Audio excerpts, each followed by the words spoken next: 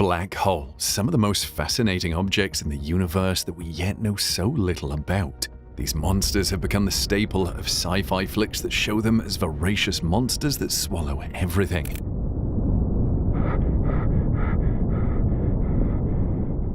However, for the first time ever, scientists have seen the inside of a black hole. What have they found inside?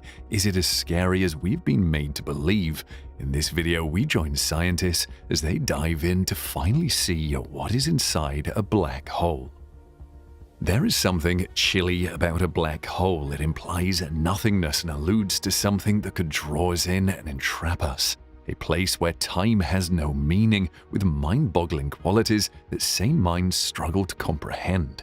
So what exactly is a black hole? What makes something that's essentially an invisible nothing so significant and powerful? The short answer is gravity and the pull of black holes. There, however, is a longer answer that is even more fascinating.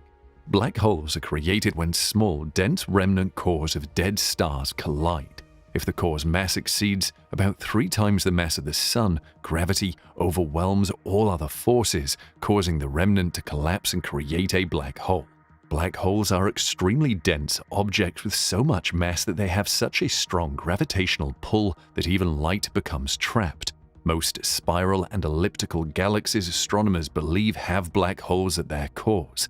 There are 3 different kinds of black holes. Stellar mass black holes are the smallest, weighing between 1 and 100 times the mass of the Sun. They form when the core of a large star collapses, resulting in a supernova or the explosion of a star. The most massive, known as supermassive black holes, can have masses millions, if not billions of times that of the Sun.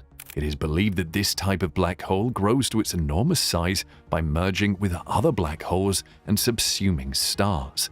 Intermediate mass black holes are a third category that, as the name implies, falls between the first 2. These ones are still a bit of a mystery, with only a few discovered, but each is thought to have a mass between 100 and 100,000 suns. These are thought to be the black holes that merge to form the supermassive variety.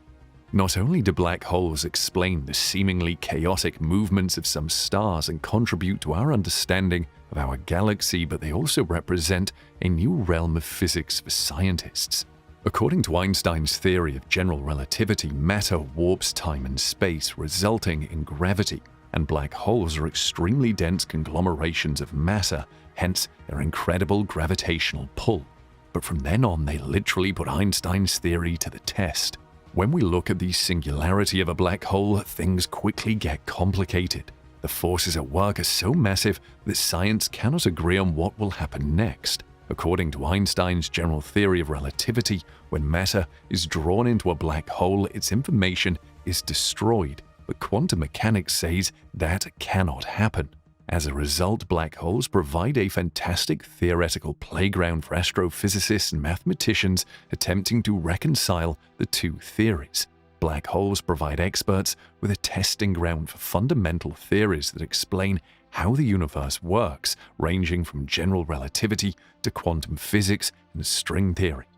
There is a common misconception about black holes. People tend to visualize them as holes, but that is not true. A black hole can be compared to a supermagnet, except that instead of magnetism, which attracts metals, it has extreme gravity, which attracts everything. Gravity is the reason we do not just float off into space every time we jump. The Earth's gravity is constantly pulling us towards its center, but it stops once we reach the surface. A black hole, on the other hand, has much stronger gravity than we do on Earth, and it doesn't have a surface to stop you. That is why it feels like you're falling into a hole, hence the name. Most people understand that a black hole is formed when a massive star collapses into itself and becomes extremely dense. The matter of an entire star compressed into a much smaller space. And because all mass produces some gravity, the more mass there is, the more gravity there is. This means that not only is the Earth attracting you, but you are attracting the Earth as well. However, your body's gravity is much weaker than that of a planet due to the differences in mass or weight. This explains why astronauts appear lighter on the Moon, because it has less mass than Earth. It has a weaker gravitational pull. It's still mind-boggling how compressed a black hole is. A star with a mass of our Sun may collapse into a black hole the size of a small city. That is extreme density. To put that into perspective, the Sun has a diameter of about 1.4 million kilometers, whereas a small city may only be about 10 kilometers long. Consider compressing the entire Eiffel Tower into the size of a single grain of rice. That is a significant reduction. As a result, calling them holes is only accurate in terms of what they do to their surroundings, not in terms of what they are. That quickly becomes extremely complicated. So if the black hole isn't a hole, what is it then? Technically, it is a sphere. A volume of space in the shape of a sphere. Black holes are made up of two parts, a singularity in the center and a hypothetical border known as the event horizon. The singularity at the center is a point with a virtually infinite density that has no volume and is attracted to everything. This is the essence of black holes and the reason they have the properties they do. This point is theoretically infinitely small and dense. If you were standing on the North Pole, for example, the northern hemisphere would attract you more strongly than the southern because gravity also varies with distance. This means that you are not experiencing all of Earth's gravity equally at any given time. The parts closest to you have more pull, and the parts further away have less pull. However, if all of this mass were contained in a much smaller volume, gravity would be more intense. Because their masses are the same, it is density that distinguishes a star from a black hole. High density implies concentrated mass and thus concentrated gravity. The event horizon is what we imagine as a black hole in movies and illustrations, a dark circle in space. It is a perimeter around the center, also known as a point of no return, that when crossed, instantly pulls everything to the center. Even though the event horizon appears to be a border or edge, it is not solid and contains nothing. Keeping this in mind, black holes are not technically objects because they are mostly vacuums. The singularity itself contains all of the matter. The rest is just empty nothingness that appears black as anything that enters, falls to the center, and merges with the singularity in a fraction of a second. Because black holes have such a strong gravitational pull that no light can escape, they cannot be seen directly. As a result, instead of traditional telescopes, massive radio telescopes and gravitational wave detectors are used. Albert Einstein proposed in 1915 that when objects move through space, they create waves in space-time, a concept that fuses space and time around them, similar to how ripples move across the surface of a pond. Then, a century later, in 2015, researchers at the Laser Interferometer Gravitational Wave Observatory, LIGO, observed gravitational waves for the first time. This was caused by the collision of two black holes 1.3 billion years ago. Black holes can be found by observing their effect on the environment. They suck in gas, dust, and stars which become superheated and emit radiation which can then be seen as a heat image.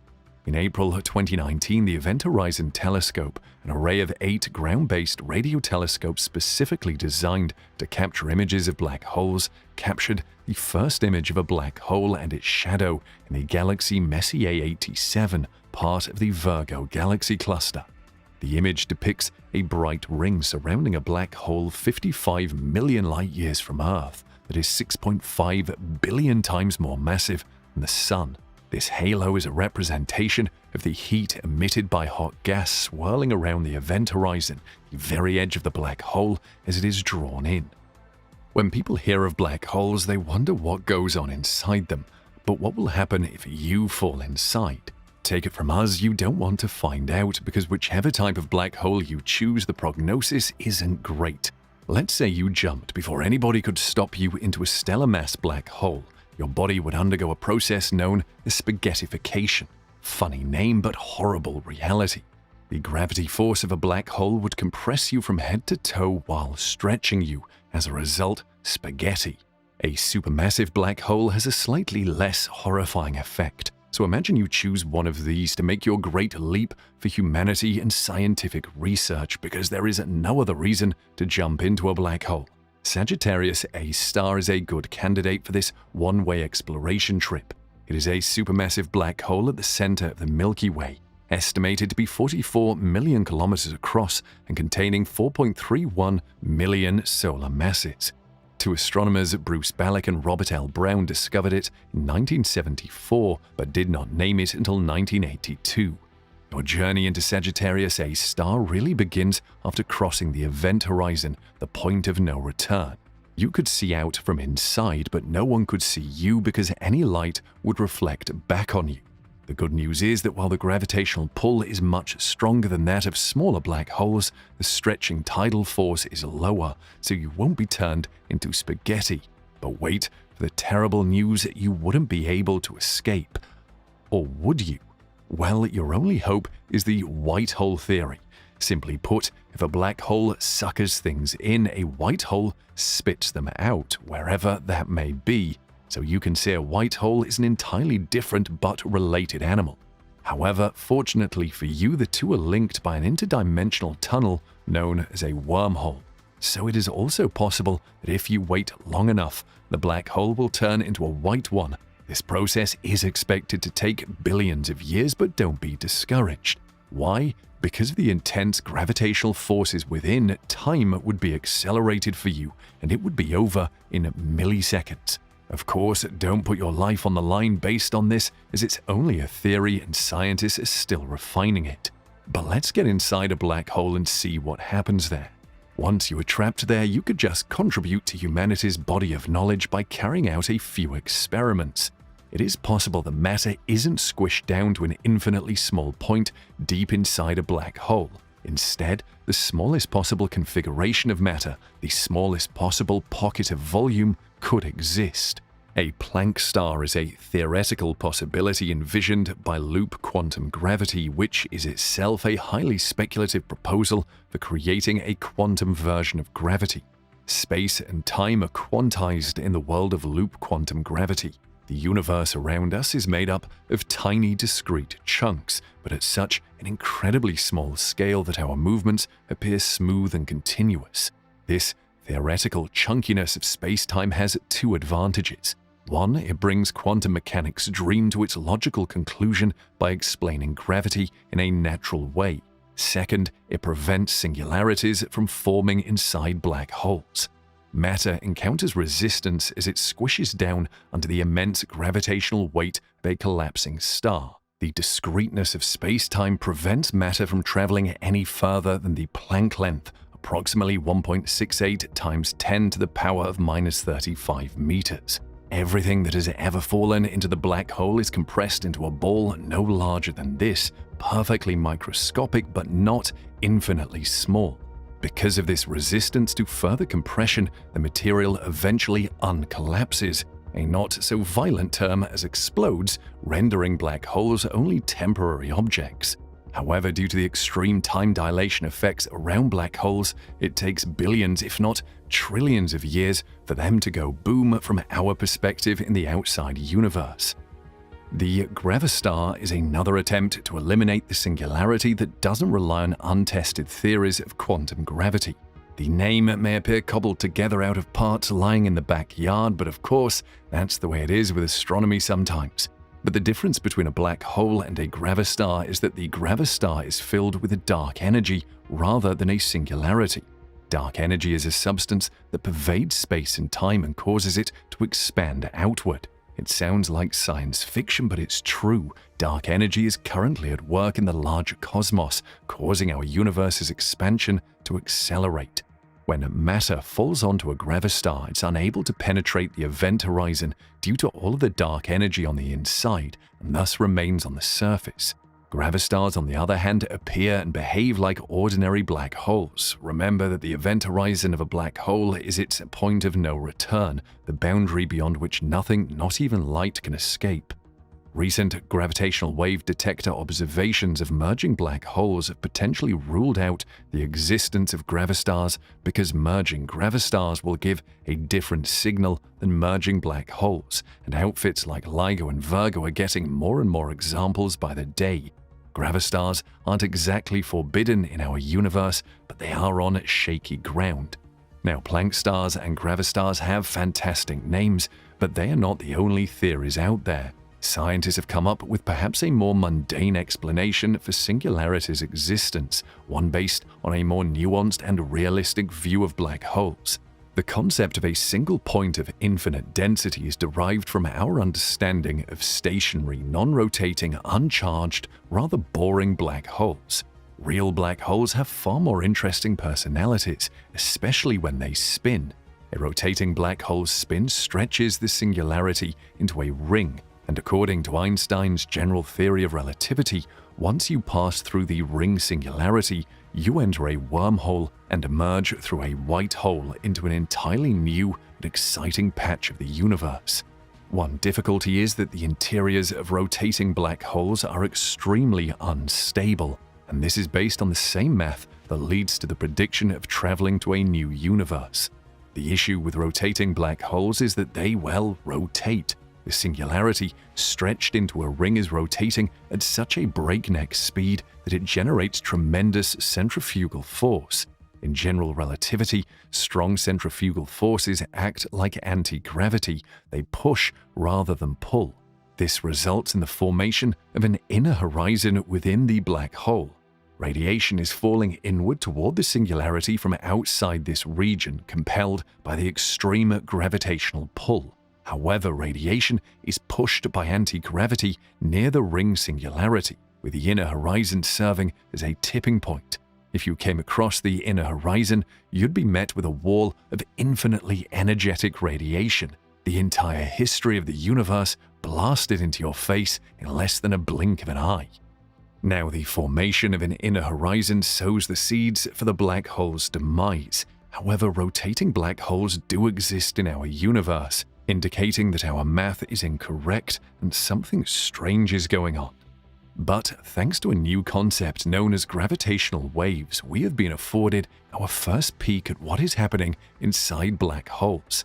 The new work may eventually aid us in understanding what happens when they merge, which is possibly the most dramatic and extreme event known in the universe. In 2015, gravitational waves were discovered for the first time. Scientists used massive and precise equipment to observe the wobbles in space-time that occur when black holes collide, causing disruption that reverberates throughout the universe. Since then, scientists have detected nearly 100 emerging black holes via gravitational waves that have spread throughout the universe.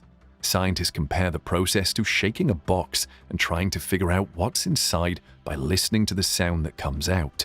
In this case, the shaking is caused by the collision of two black holes, and the sound is caused by the study of the gravitational waves they emit.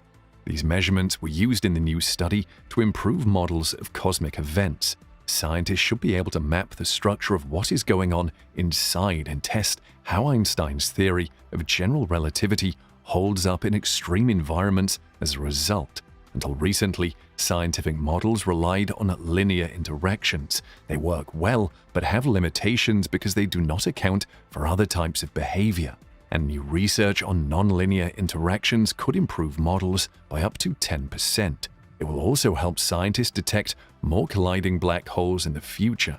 It is a significant step toward preparing us for the next phase of gravitational wave detection, which will deepen our understanding of gravity and these incredible phenomena occurring in the far reaches of the cosmos. Thanks to the pandemic, LIGO, the observatory that first detected gravitational waves, has been offline since 2020. However, new systems will be activated in the coming years that may detect more black holes in greater detail. Black holes are among the most enigmatic phenomena in the universe, but a new study from the University of Michigan has added to the mystery surrounding these deep space wonders, claiming that black holes are simply holograms. In all fairness, these researchers aren't claiming that black holes are holograms in the way that most people think of holograms, as some kind of sci-fi projection. Instead, they're experimenting with holograms to see how the inside of a black hole connects to the outside. The research led by Enrico Rinaldi is based on the concept of holographic duality. This states that the theories of gravity and particles are mathematically equivalent. The theory of gravity, on the other hand, describes the third dimension, whereas particle theory describes the second. In terms of black holes, both of these theories are relevant in describing how they function. The study investigated what this holographic duality concept means for black holes and what lies within them. Our understanding of the inside of a black hole is heavily based on gravity theory, which suggests that it operates in the third dimension. From the outside, space-time flows into and through a black hole. The outside of a black hole, however, is not calculated in the same way as the inside. Despite the fact that the inside of a black hole operates in 3 dimensions, the outside is perceived as flat. Rinaldi's latest research employs 2 simulation methods at the same time to calculate and describe the gravity of a black hole. The inside of a black hole has such a strong gravitational pull that we cannot see what's going on with our human eyes. Instead, a mathematical model of what's going on must be calculated. As Rinaldi suggests, the way we perceive what is going on inside a black hole is best described by a holographic projection. In this case, a hologram is a flat or 2D image that displays a 3-dimensional image or 3D. Take, for example, the holographic Tupac.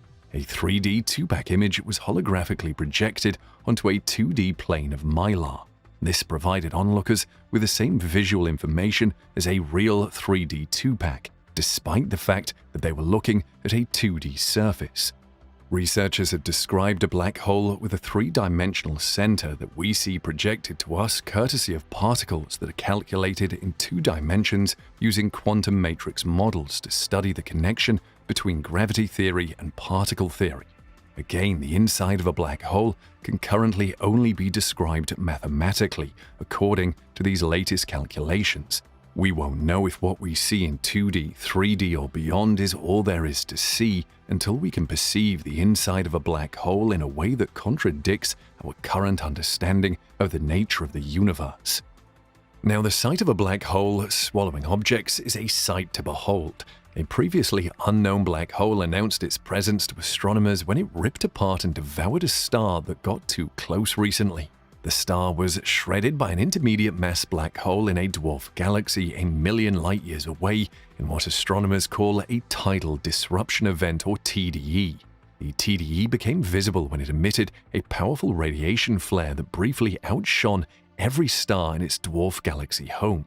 This TDE may aid scientists in better understanding the relationship between galaxies and the black holes that reside within them. It also gives astronomers another intermediate black hole to investigate. This discovery sparked widespread interest because it allowed scientists to not only find more intermediate mass black holes in quiet dwarf galaxies, but also measure their masses. The TDE flare, known as AT2020 NEH, was discovered by astronomers using the Young Supernova Experiment YSE, an astronomical survey that detects short-lived cosmic events such as supernova explosions as the black hole begins to devour the star. The observation of this initial moment of destruction was critical in allowing an international team led by UCSC scientists and Niels Bohr Institute astronomer Charlotte Angus to measure the mass of the black hole, which was found to be between 100,000 and 1 million times the mass of our Sun. TDEs have previously been used to successfully measure the mass of supermassive black holes, but this is the first time they've been demonstrated to work in documenting the masses of smaller, mid-sized, intermediate mass black holes.